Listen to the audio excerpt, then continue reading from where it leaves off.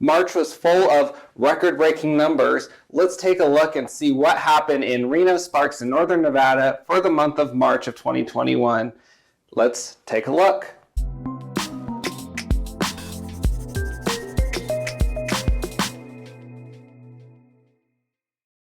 First record right here, $485,000 median home price in Reno, Sparks.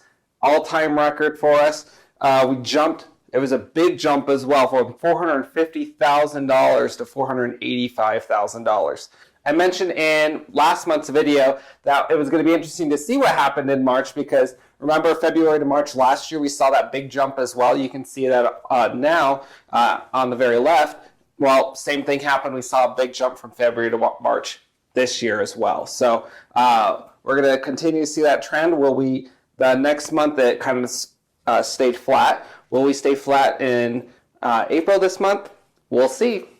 I wanted to insert this quote in here from Lynn Fisher, and you can pause and read it if you want to, but it's from the Federal Housing Finance Agency and their housing price index, and just talking about how the pent-up demand and that every region of the country experienced faster growth in 2020 compared to a year ago, despite being in a pandemic. So we're seeing a huge increase, largest in history right now, in these pricing. So we're going to go kind of more into the depth of this pricing shortly, but very interesting quote up there. I've got great news for you homeowners out there. American home equity skyrockets. So look at that.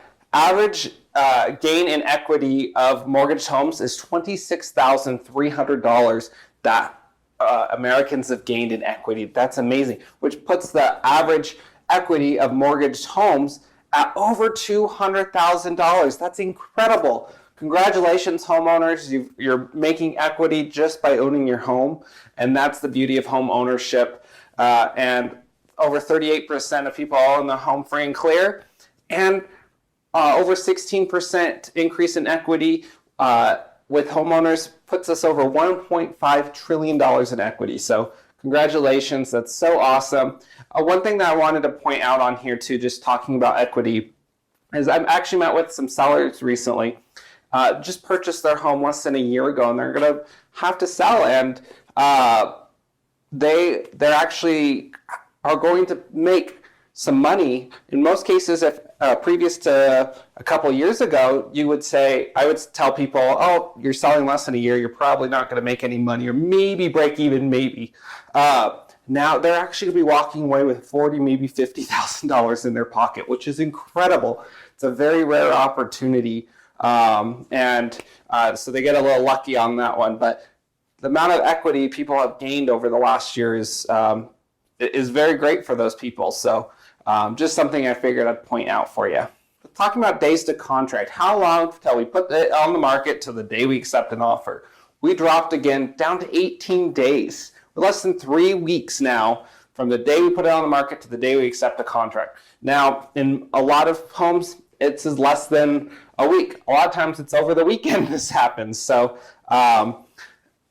homes are selling very quickly. I've got good news.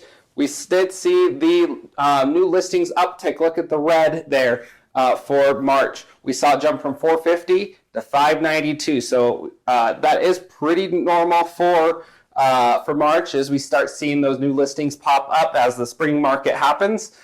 We did see the sold uptick as well. And because of that, the inventory dropped. That puts us at half a month of inventory again. We did drop. So we were starting to trend upward. I was hoping maybe we could get closer to a month, but we're back down to half a month of inventory. Active inventory by price range. If you're looking at a certain price range, how many homes are on the market on a given day? Well, the biggest, or the one that has the most choices, is the $400,000 to $500,000 price range with 51 homes. And you can kind of see the range here. All of these dropped over last month except for the $750,000 to $999,000 price range. So the home inventory is dropping, but there are still some homes out there. So let's talk about how we can find you one. New contracts by month. Basically, this is saying how many people got their offer accepted in the month of March. we saw a big jump from almost 400 homes up to 610. So a big jump there, biggest we've seen for a few months now. So not surprised with the warmer weather starting to kick back up. We saw an increase in inventory. We're going to see more contracts as well. So we're going to continue to see how that goes. Compared to last year, it was 425. We kind of lost out on a couple of weeks there because the pandemic was just starting and we had the stay-at-home order. Taking a look on a national scale, you can see just a small uptick from January to February, from 1.9 months to 2 months. Pretty much the same though, very low for a national scale. Let's take a look at the prices for Reno. Here's another record for you, $515,000. It's an increase of almost 11%. And with that jump, we did see the inventory drop, 175 homes on the market, and new listings, even though you're going to see on almost every one of these slides coming up, the listings went up, but inventory still went down because we sold more homes than we brought to the market. So very interesting there. So let's go to Sparks. Sparks, 446, almost $447,000. Again, inventory dropped, listings went up. 15 days to contract. Taking a look out in Fernley. This one, look at the inventory here. 13 homes, single-family homes in Fernley. That's it. Now, they did bring on 43 new listings, but those got absorbed, and so the inventory dropped down to 13 homes. Let's head south to Carson City. 5 days on market. That's it. So meaning the day it puts on the market to the average day it gets accepted is 5. Meaning that half of that is less than 5 days. So just think about that. Half the homes that come on the market in Carson City are selling less than 5 days. It's pretty crazy. Driving further south to Minden Gardnerville, a slight drop in the median sold price. That was kind of interesting. We did see inventory and new listings drop though. So it's kind of an interesting combo there. And they did sell, their units sold did jump up to 74 sold. Looking at the affordable price range, $245,500 for a condo townhouse in Reno, Sparks. The sold did go up, inventory went down, and new listings went up again. Now, let's talk about it. Is this like last time? And by last time, I mean, is this like the recession we had back in 2008, 9, and the crash there? Well, first of all, let's talk about the average number of homes that people are receiving right now. I thought this was fascinating. This goes back to the end of 2017, and you can see right around then it was floating right around 2 offers on average per home. And then the pandemic happened and we started to jump up. We're at 4.1 offers on average for homes on the market. This is a national scale. In Reno, Sparks, I'd probably say it's more, just with the amount of offers I'm helping my buyers write right now. So it's a very competitive buyer's market right now.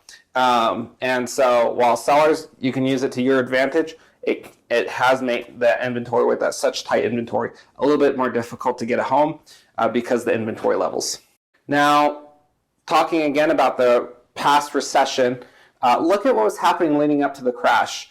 The appreciation levels back then, on average, leading up to it was over 10% versus, and again, these are national numbers, versus leading up to it here was just a little over 6% where we're currently at. So not as much, a more healthier growth, still above average, but it's a more healthier growth than, look at that, 12.5% 1 month.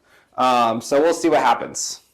Why am I not worried about what's going to happen? Well, first of all, look at the default risk in the mortgage market. This is going back from 1999 to now, and look at the risk level that these products and borrowers had. And you can see the graph here. We're much lower than we were before the bubble pop of 2006, 2007. So That's good news. It's a lot less risk, and people aren't cashing out, using their homes as ATMs of refinancing and taking all this money out. Also, one thing I figured, it's not a slide in here, but I wanted to talk briefly. They're talking about holding off on foreclosures until the end of 2021. So basically, they won't even start looking at foreclosures, letting those happen until 2022. Now, that was just proposed this last week, so nothing is set yet, but that's going to be really interesting if that does happen and we don't have, foreclosure process can't even start in 2021. So that might make it a little bit more even safer for the market, and I think should make you as a buyer looking to purchase a home. I know some people are a little bit hesitant in this market. They don't know, they do have that knowledge of the bubble pop back in 2006, 2007. Well, I want you to feel comfortable that we don't foresee that happening with the record low inventory levels, the record low interest rates, and just the lack of inventory there. You should feel very comfortable that even though we have a pandemic levels with people having foreclosures, those foreclosures probably won't even happen until next year regardless. And even if those do happen, I don't see it being a big number at all.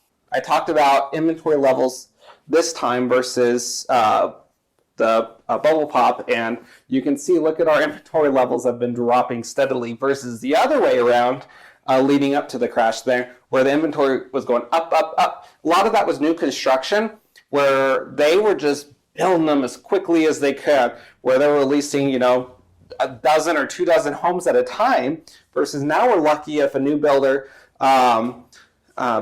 puts out more than 4 or 5 homes at a time.